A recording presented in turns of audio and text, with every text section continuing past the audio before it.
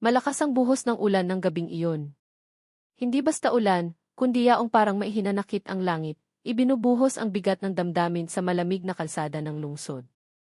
Ang mga ilaw ng poste ay nanginginig sa salamin ng tubig na umaagos sa aspalto, habang ang mga sasakyan ay nagmamadaling umuwi, ayaw mabasa, ayaw maabala.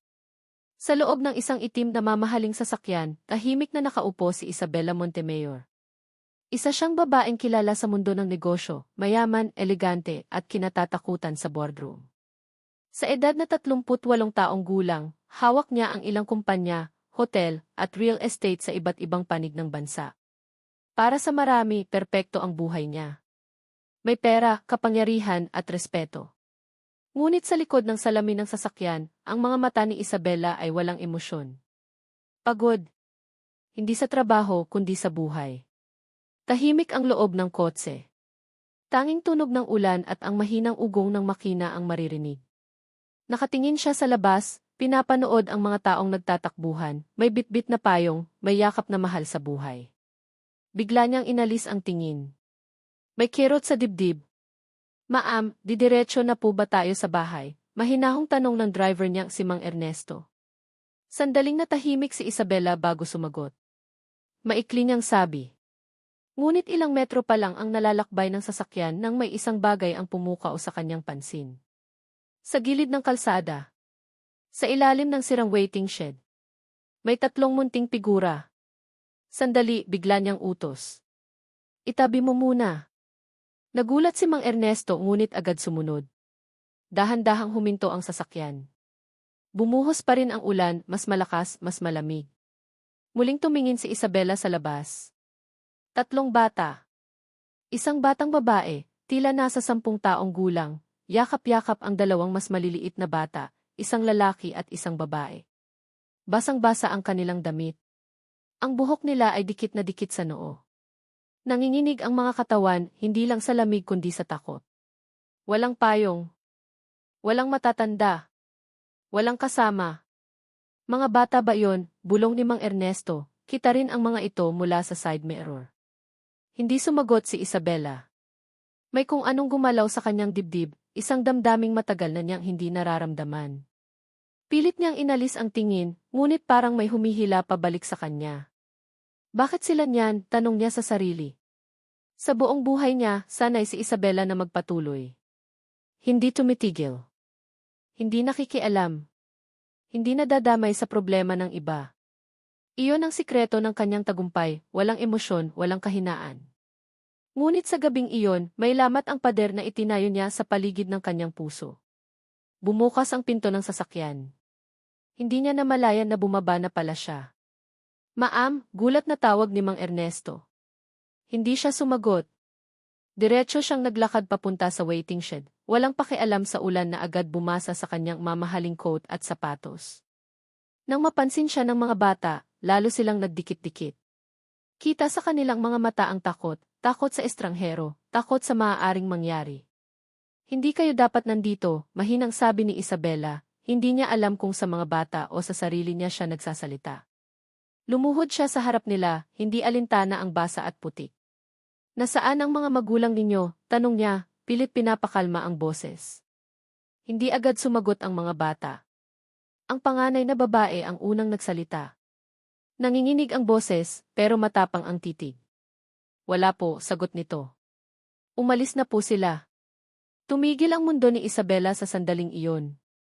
Umalis, ulit niya. Kailan? Kanina pa po, sagot ng bata. Sabi po babalik pero umuulan na. Yumakap ng mas mahigpit ang 2 mas bata sa ate nila. Umiiyak ang bunso, halos hindi na marinig ang hikbi dahil sa lakas ng ulan. Tumayo si Isabela at humarap kay Mang Ernesto. Buksan mo ang pinto, utos niya. Pasakayin natin sila. Nagulat ang driver. Ma'am, sigurado po ba kayo? Sandaling nag-atubili si Isabela. Ito na ang sandaling pwede pa siyang umatras. Sabihin na ipatawag ang social services. Iwanan ang desisyon sa iba. Bumalik sa komportabling buhay na alam niya. Ngunit nang tumingin siya muli sa mga bata, sa kanilang nanginginig na katawan at mga matang puno ng pag-asa, alam niyang hindi niya magagawa iyon. Matatag niyang sagot. Sigurado ako. Isa-isang sumakay ang mga bata sa sasakyan. Inabutan sila ni Mang Ernesto ng tuwalya at jacket na nasa loob ng kotse. Tahimik lang sila, tila takot magsalita, takot gumawa ng mali. Si Isabela ay bumalik sa kanyang upuan, ngunit hindi na siya nakapikit tulad kanina. Ngayon, panay ang tingin niya sa mga bata sa salamin. Anong pangalan ninyo? Tanong niya. Ako po si Mara, sagot ng panganay. Ito po si Luis at si Ana. Tumango si Isabela. Ako si Isabela, sabi niya. Huwag kayong matakot. Ngunit alam niyang kahit anong sabihin niya, hindi basta mawawala ang takot ng mga batang minsan nang iniwan. Maya-maya, dumating sila sa isang malaking bahay, isang mansyon na may mataas na bakod at malalaking ilaw. Bumaba ang mga bata na patingala sa laki ng bahay. Dito po kayo nakatira, tanong ni Mara, bakas ang pagtataka sa boses. Sagot ni Isabela. Pumasok sila sa loob. Mainit. Maliwanag. Tahimik. Isang mundo na malayong-malayo sa kalsadang iniwan nila. Lumapit ang kasambahay na si Aling Rosa, halatang nagulat sa mga bisita. Ma'am, sino po sila? Mga bisita, maikling sagot ni Isabela. Ihanda mo sila ng mainit na pagkain at damit. Tumango si Aling Rosa at agad kumilos. Habang pinapanood ni Isabela ang mga batang kumakain, tila unang beses makatikim ng mainit na sopa sa mahabang oras, may kung anong bumalik sa kanyang alaala. Isang batang babae. Mag-isa. Umuulan. Iniwan. Napapikit siya. Hindi niya alam kung bakit niya ginawa ang desisyong iyon. Hindi niya alam kung hanggang kailan mananatili ang mga bata. Hindi niya alam kung anong gulo ang papasukin niya. Ang alam lang niya. Sa gabing iyon, sa ilalim ng ulan, may 3 batang pumasok sa kanyang buhay at wala nang babalik sa dati. Tahimik ang buong mansyon ng gabing iyon. Ang ulan ay patuloy pa ring bumabagsak sa labas, ngunit sa loob ng bahay ni Isabela Montemayor ay may kakaibang katahimikan, hindi iyong payapang katahimikan, kundi yaong puno ng mga tanong na walang kasagutan. Sa malawak na sala, nakaupo si Isabela sa isang malaking sofa. Sa kabilang panig naman, nakaupo ang 3 bata, dikit-dikit pa rin sa isa't isa na para bang takot silang maghiwalay kahit isang hakbang lang. May hawak na tasa ng mainit na tsokolate si Mara, ang panganay. Maingat niyang iniinom iyon, parang natatakot na baka biglang mawala. Si Luis ay tahimik na nakatitig sa sahig, habang si Ana naman ay nakasandal sa balikat ng ate niya, unti-unting inaantok dahil sa init at pagod. Pinagmamasdan sila ni Isabela. Sa unang pagkakataon matapos ang maraming taon, hindi siya nag-iisip ng negosyo, kontrata o pera. Ang nasa isip niya ay 3 batang halos hindi niya kilala, ngunit parang may mabigat na koneksyon sa kanyang puso. Pwede ko ba kayong tanungin, mahinahon niyang sabi. Nagtinginan ang mga bata. Tumango si Mara. Bakit kayo nandoon sa ulan? Tanong ni Isabela. Nasaan ang mga magulang ninyo? Sandaling natahimik si Mara. Kitang-kita ang pag-aalinlangan sa kanyang mukha. Para siyang batang napilitang tumanda ng masyadong maaga. Si Mama po matagal na pong wala, dahan-dahan niyang sagot. Si Papa naman po umalis kanina. Umalis, ulit ni Isabela. Iniwan kayo. Hindi agad sumagot ang bata. Yumuko siya at mas hinigpitan ang hawak sa tasa. Sabi po niya babalik siya, mahina niyang tugon. Pero lagi po niyang sinasabi yon. Parang may humaplos na malamig sa dibdib ni Isabela. Gaano nakatagal? Tanong niya. Matagal na po, sagot ni Mara. Kapag wala na po kaming pagkain umaalis siya. Minsan po ilang araw. Minsan po hindi na bumabalik. Napapikit si Isabela. Hindi niya inaasahan ang sagot na iyon, ngunit mas masakit pala kapag narinig na niya mismo. Paano kayo nabubuhay? Tanong niya muli. Diskarte po, sagot ni Mara, pilit mumiti. Namumulot po kami. Minsan po humihingi. Minsan po walang kain. Tahimik na tumulo ang luha sa pisngi ni Ana. Hindi siya umiiyak ng malakas, sanay na siyang manahimik. Tumayo si Isabela at marahang lumapit sa kanila. Lumuhod siya sa harap ng 3 bata, isang bagay na hindi kailanman inakala ng mga taong nakakakilala sa kanya. Huwag kayong mag-alala, sabi niya, pilit pinatatatag ang boses. Dito ligtas kayo. Hindi siya sigurado kung totoo ang sinabi niya. Hindi pa niya alam kung hanggang kailan. Ngunit sa sandaling iyon lang ang kaya niyang ibigay. Kinabukasan, maagang nagising si Isabela. Sanay siyang gumising bago sumikat ang araw, ngunit sa umagang iyon, ibang dahilan ang gumising sa kanya. Mahinang tawa. Mula sa kusina. Bumaba siya at doon niya nakita sina Mara, Luis, at Ana, nakaupo sa mesa, may hawak na tinapay at gatas. Si Aling Rosa ay nakangiti habang pinapanood ang mga bata. Ma'am, gising na po sila, sabi ng kasambahay. Parang hindi po sanay sa ganitong pagkain. Napangiti si Isabela, bahagya lamang ngunit totoo. Salamat, sabi niya. Lumapit siya sa mesa. Magandang umaga, bati niya. Magandang umaga po, sabay-sabay na sagot ng mga bata. May pasok ba kayo, tanong niya. Nagtinginan muli ang magkakapatid. Umiling si Mara. Hindi po, sagot niya. Hindi na po kami nag-aaral. Parang may kumurot sa puso ni Isabela. Bakit? Wala po kaming pambayad, sagot ni Mara. At kailangan ko po bantayan sila. Tahimik na umupo si Isabela sa tapat nila. Sa isip niya, biglang pumasok ang isang alaala, isang batang babae ring minsang huminto sa pag-aaral dahil wala ring magawa. Hindi niya namalayan na kinukuyom na pala niya ang kamay niya. Sa buong araw, hindi pumasok si Isabela sa opisina. Isang bagay na bihirang-bihira niyang gawin.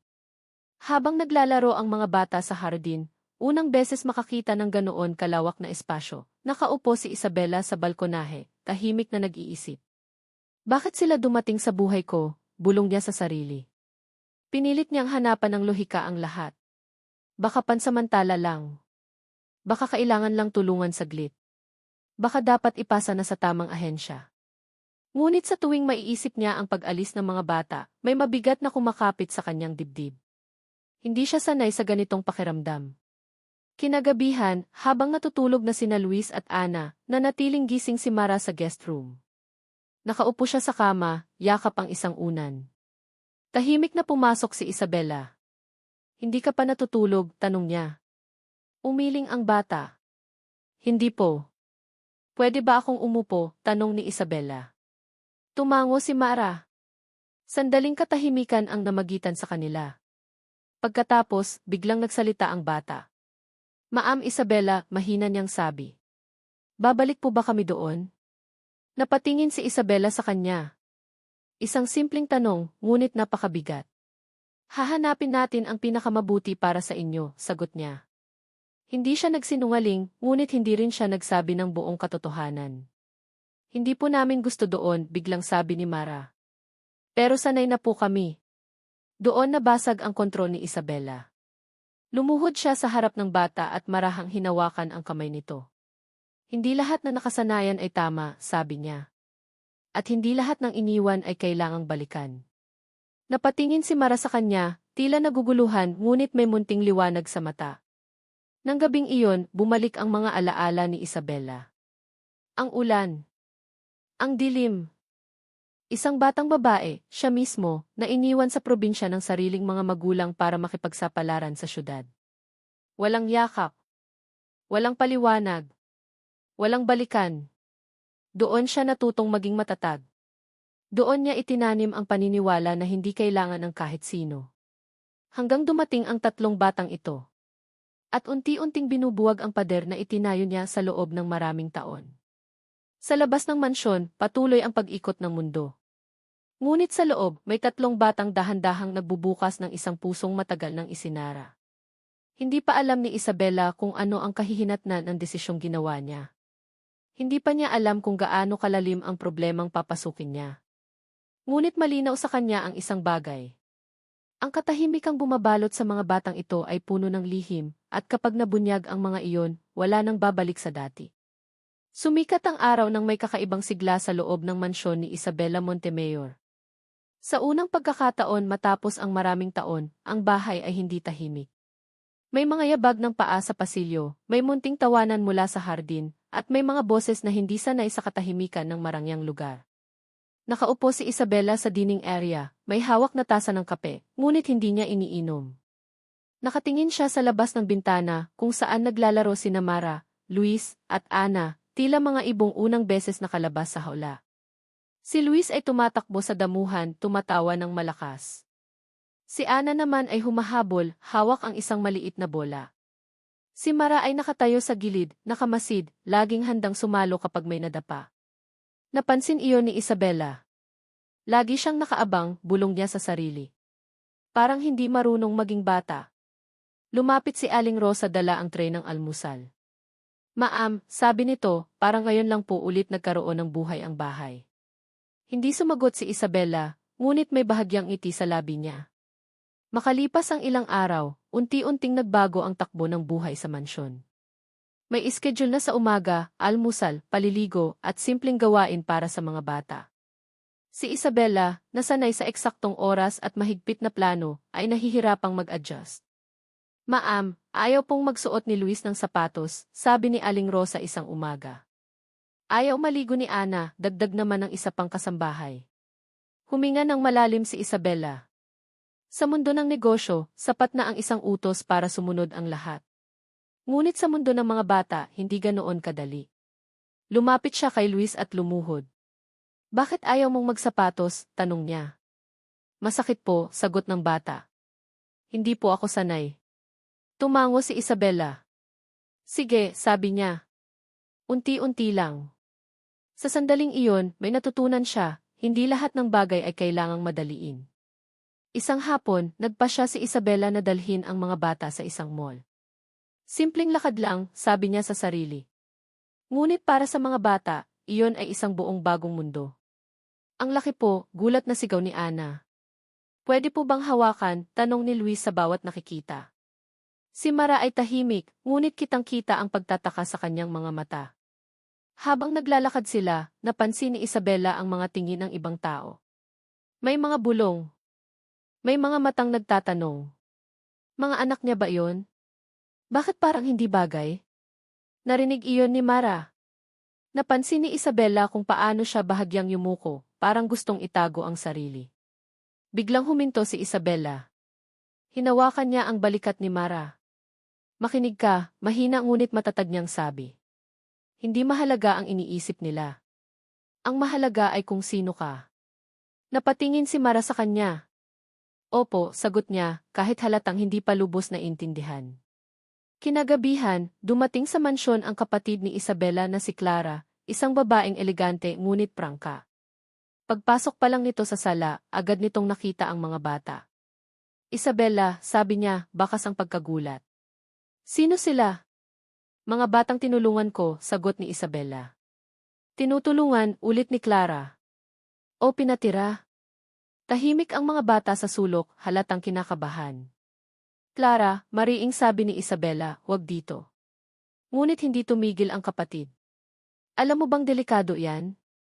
Paano kung may problema? Paano kung gamitin ka?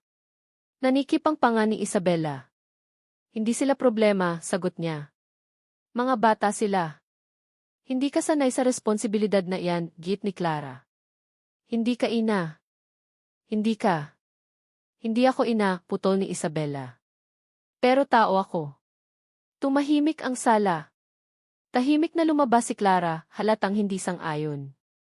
Kinabukasan, tahimik si Mara. Hindi siya sumabay sa almusal. Nakaupo lang siya sa gilid ng kama, yakap ang tuhod. May sakit ka ba? Tanong ni Isabela. Umiling ang bata. Narinig ko po kagabi, mahina niyang sabi. Ayaw po ba nila sa amin? Parang tinusok ang puso ni Isabela. Umupo siya sa tabi ni Mara. Hindi lahat ng tao maiintindihan ang ginagawa natin, sabi niya. Pero hindi ibig sabihin no na mali tayo. Hanggang kailan po kami dito? Tanong ni Mara. Matagal bago sumagot si Isabela. Hanggang sa hindi na kayo matakot, sabi niya sa wakas.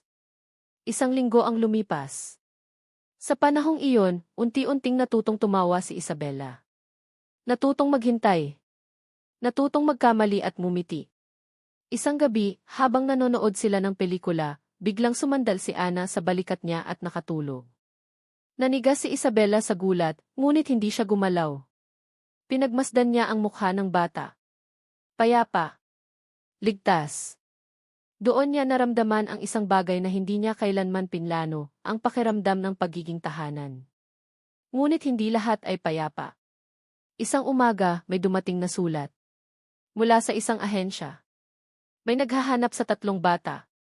Nanlambot ang kamay ni Isabela habang binabasa ang papel.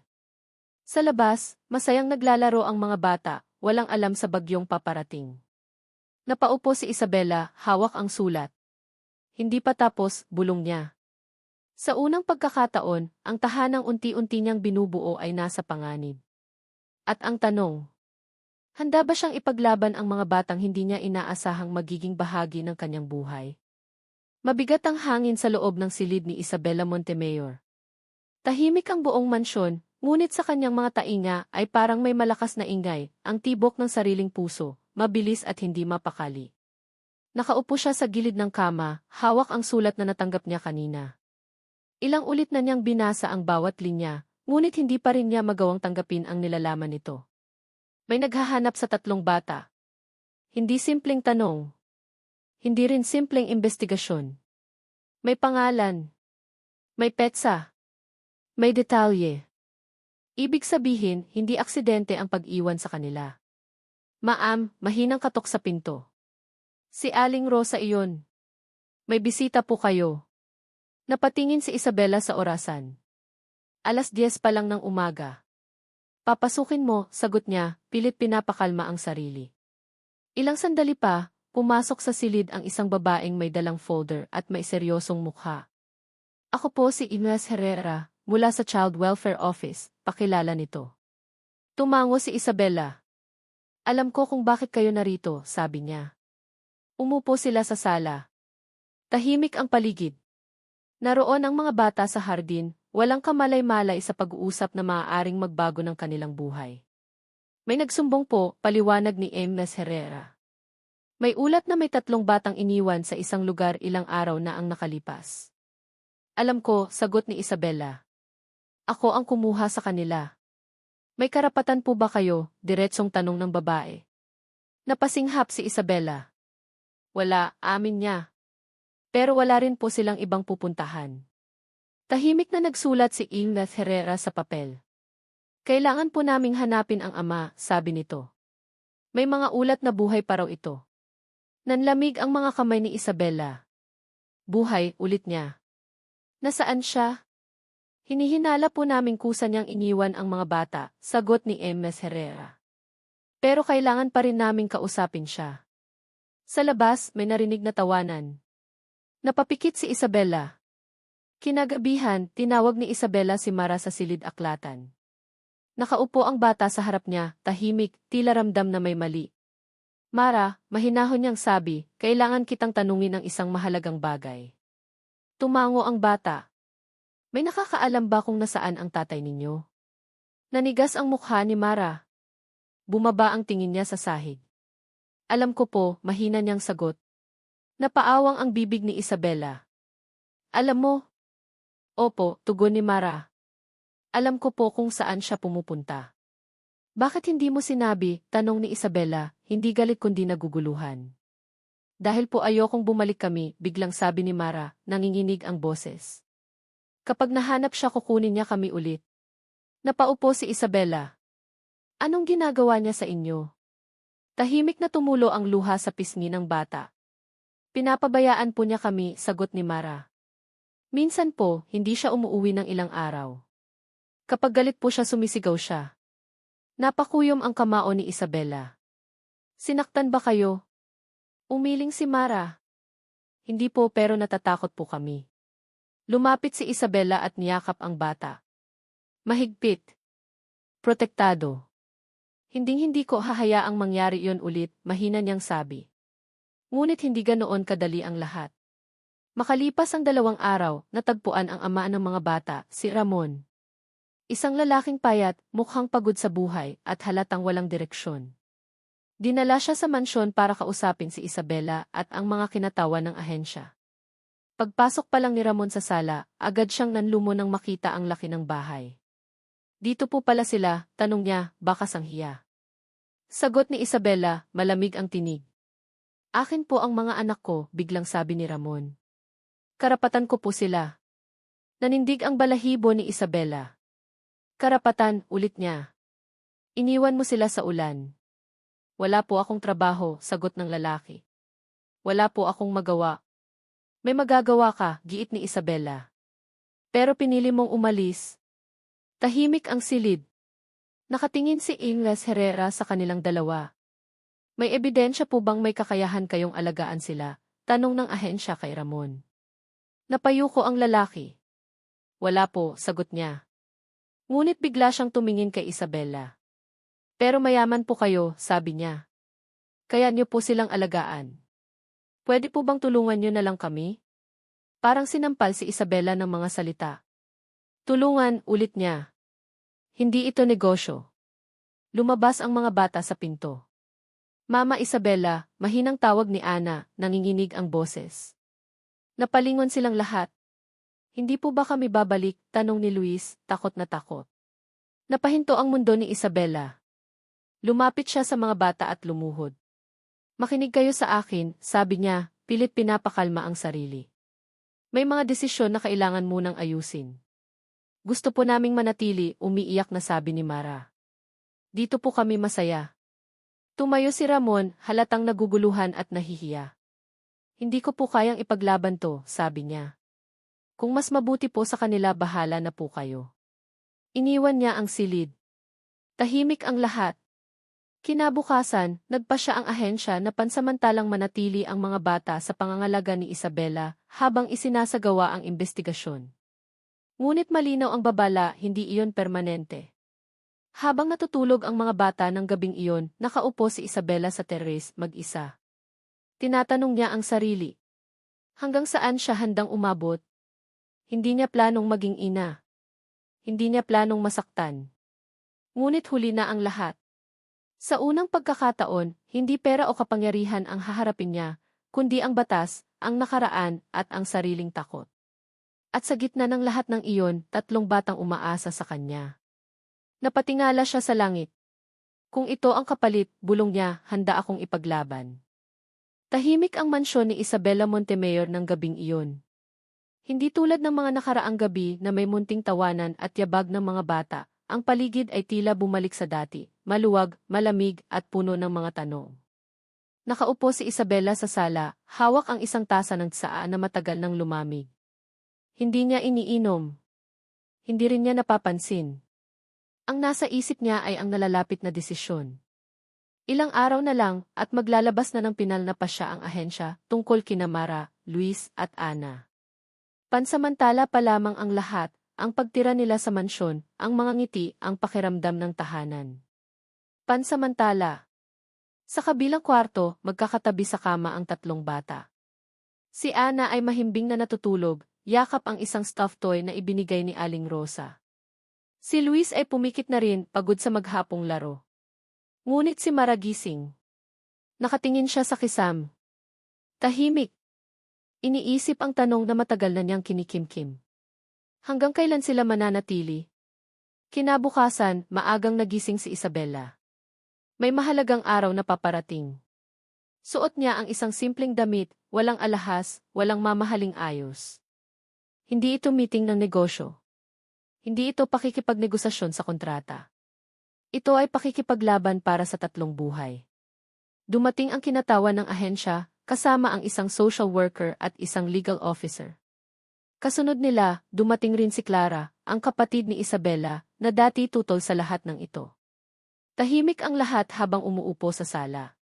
Mas Montemayor, panimula ng legal officer, pinag-aralan na po namin ang sitwasyon ng mga bata. Mahigpit na nakapulupot ang kamay ni Isabela sa tuhod niya. Napatunayan po naming walang kakayahan ang ama nilang si Ramon na alagaan sila sa kasalukuyan, pagpapatuloy nito. At wala ring ibang kamag-anak na handang tumanggap. Huminga ng malalim si Isabela. Gayunpaman, dagdag ng social worker, kailangan pa rin naming tiyakin ang pangmatagalang kapakanan ng mga bata. Tahimik. Pagkatapos, tumingin sila kay Isabela. Handa po ba kayong pumasok sa legal guardianship? Diretsong tanong. Parang huminto ang oras. Ito na ang sandaling kinatatakutan niya at hinihintay. Legal guardianship. Ibig sabihin, responsibilidad. Panghabang buhay na desisyon. Hindi pansamantala. Hindi basta tulong. Napatingin si Isabela sa pintuan ng silid kung saan naroon ang mga bata. Naalala niya ang unang gabing nakita niya sila, basang-basa, nanginginig sa ilalim ng ulan. Naalala niya ang unang ngiti ni Luis, ang unang tawa ni Ana, ang unang pagkakataong tumingin si Mara sa kanya na may tiwala. Tumayo siya. Opo, mariing sagot niya. Handa ako. Nagulat ang ilan. Napatingin si Clara sa kapatid niya. Isabela, bulong nito, sigurado ka ba? Lumingon si Isabela. Mas sigurado ako ngayon kaysa sa kahit anong desisyon na ginawa ko sa buong buhay ko, sagot niya. Tinawag ang mga bata sa sala. Magkakahawak kamay silang pumasok. Kita sa kanilang mga mata ang kaba. Mara, Luis, Ana, mahinahong sabi ng social worker, may itatanong lang kami. Tahimik silang nakinig. Gusto ba ninyong manatili dito kay Ma'am Isabela? Tanong nito. Hindi nag-atubili si Luis. Opo, mabilis niyang sagot. Opo, dagdag ni Ana, yumakap sa braso ni Isabela. Tahimik si Mara. Lumuhod si Isabela sa harap niya. Hindi mo kailangang sumagot kung ayaw mo, sabi niya. Walang pipilit sa'yo. Tumingin si Mara sa kanya, diretso, matapang, pero mailuha sa mata. Gusto po naming manatili, sabi niya. Pero ayokong maging pabigat. Parang may humiwalay sa dibdib ni Isabela. Hinawakan niya ang magkabilang pisngi ng bata. Hindi kayo pabigat, sabi niya. Kayo ang dahilan kung bakit maisaysay ulit ang bahay na to. Tahimik na tumulo ang luha ni Mara. Makalipas ang ilang linggo, formal nang inaprubahan ang legal guardianship. Hindi ito naging madali, maraming papeles, pagsusuri at mga tanong. Ngunit sa huli, nanaig ang katotohanan, ligtas, minamahal, at inaalagaan ang mga bata kay Isabela. Sa araw ng pinal na desisyon, umuulan muli. Ngunit hindi tulad ng unang ulan. Hindi ito malamig. Hindi ito nakakatakot. Nakatayo si Isabela sa balkonahe, katabi ang tatlong bata. Pinapanood nila ang patak ng ulan sa hardin. Naalala niyo ba nung una tayong nagkita? Tanong ni Isabela. Opo, sagot ni Luis. Basang-basa po kami. Takot po kami, dagdag ni Ana. Tumango si Mara. Pero ngayon po hindi na. Ngumiti si Isabela. Makalipas ang ilang buwan, tuluyan nang nagbago ang mansyon. May mga drawing na nakadikit sa dingding. May kalat na laruan sa sala. May mga libro sa mesa. May ingay, may tawa, may buhay. Pumasok na sa paaralan sina Luis at Ana. Si Mara naman ay bumalik sa pag-aaral, masipag, determinado, at puno ng pangarap. Isang gabi, habang naghahapunan sila, biglang nagsalita si Mara. Mama Isabela, sabi niya. Natigilan ang lahat. Mama, ulit ni Ana, umiti. Mama! Hindi agad nakapagsalita si Isabela. Parang biglang bumalik ang lahat, ang ulan, ang takot, ang pag-aalinlangan. Ngunit sa halip na umatras, umiti siya. Sagot niya, nanginginig ang boses. Lumapit ang tatlong bata at niyakap siya. Sa unang pagkakataon, hindi na niya naramdaman ang bigat ng pagiging mag-isa. Sa labas, patuloy ang pag-ikot ng mundo. May mga taong patuloy na humahabol sa pera. May mga taong takot magmahal. May mga taong dumadaan sa ulan ng hindi lumilingon. Ngunit minsan, sapat na ang isang sandali ng awa para magbago ang lahat. Isang babaeng mayaman. 3 batang naiwan sa ulan. At isang di inaasahang tagpo. Na naging simula ng isang tunay na pamilya.